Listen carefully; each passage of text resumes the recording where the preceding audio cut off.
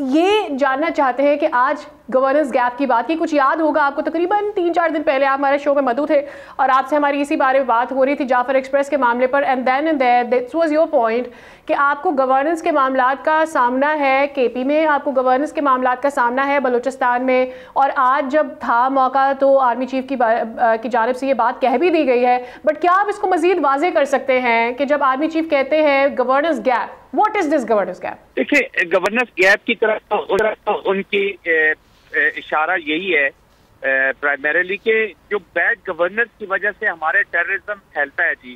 ہمارے میں آپ کو چھوٹی سی مثال دیتا ہوں. لیٹ سے کہ فرسٹ رسپونڈرز میں بلوچستان کے اندر لیبیز ہیں، تقریباً 82,000 کے قریب ہمارے لیبیز ہیں، جن میں سے 6% یا تو ایبسنٹ ہیں یا گھوسٹ ہیں، وہ تو موجود ہی نہیں ہے. اور اسی طرح کے 92 بلین روپیز ہم ان کو سالانہ دیتے ہیں.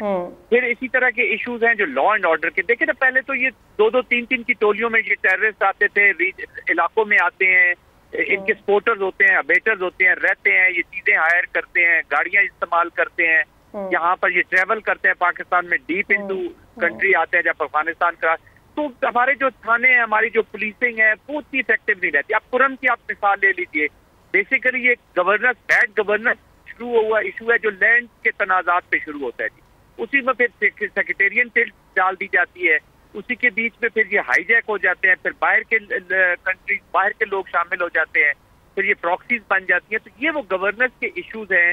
پھر جو پالیٹکس ہے جی، ود آل مائی ریسپیکٹ، اس وقت کریٹیکل مومنٹ ہے پاکستان کی، ایک جنگ کی حالت میں ہے پاکستان.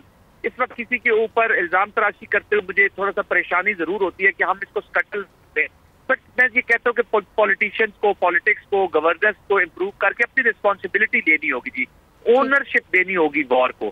تو یہ وہ گورننس کے ایشوز ہیں. ابھی بلوچستان میں دیکھیں کرپشن کے معاملات بہت زیادہ ہیں، تو ہمارا جو فوکس ہے، جو سوشل اکنامک ڈیولپمنٹ بھی نہیں ہوگی تو جو فوکس ہے وہ ڈسٹرب ہوتا ہے جی.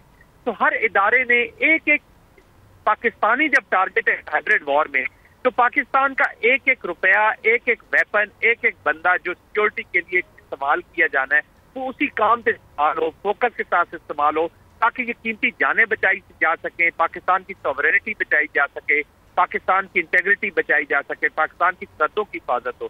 تو یہ وہ گورننس کے ایشوز جو پولیٹیشنز نے ہماری گورننس کے، تاکہ دیکھیں نا بریڈنگ گراؤنڈ جو بنتے ہیں جہاں سے یہ ریکروٹمنٹ ہوتی ہے لوگوں کی، کہ بیڈ گورننس کی وجہ سے جاب نہیں کریٹ ہو پاتی، لوگوں کو اچھی تعلیم نہیں دے پاتے. تو یہ وہ ایشوز ہیں جو ہمیں چیلنج ہے جی. سبسکرائب کریں اور بیل دبائیں تاکہ کوئی خبر رہ نہ جائے.